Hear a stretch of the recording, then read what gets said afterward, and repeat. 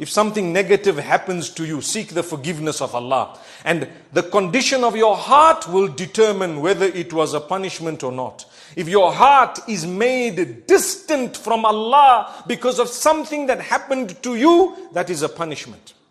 And if your heart became closer to Allah as a result of something that happened to you, it was the biggest blessing. Whether positive or negative is besides the point. You know what that means? Some people get a lot of money, they get a good job, they have a lovely family, they forget Allah. That's a punishment. Why? It was something that looked positive, but it drove you away from Allah. It took you to the clubs and it took you to bad habits. If that's the case, it was a punishment. It's not a blessing. Something looking good was not a blessing because it drove you away from Allah. And on the other hand, something that was looking so bad, you lost your job, you lost your limbs, you had an accident, someone passed away, etc. If it made you come for salah and change your life, wallahi, that was a blessing from Allah. Anything that brings you close to Allah is a blessing. That's why sometimes a person gets sick. And he's a wealthy guy. And he says, I'm going to the doctor. Go to the doctor. Doctor says, we're doing all the tests. He said, yes, we're doing the tests. He gets the MRI and he gets this done and that done. Pause for a moment. May Allah grant shifa to all those who are sick and ill. Say Ameen. All those who are sick and ill. And may Allah protect us all. Ameen.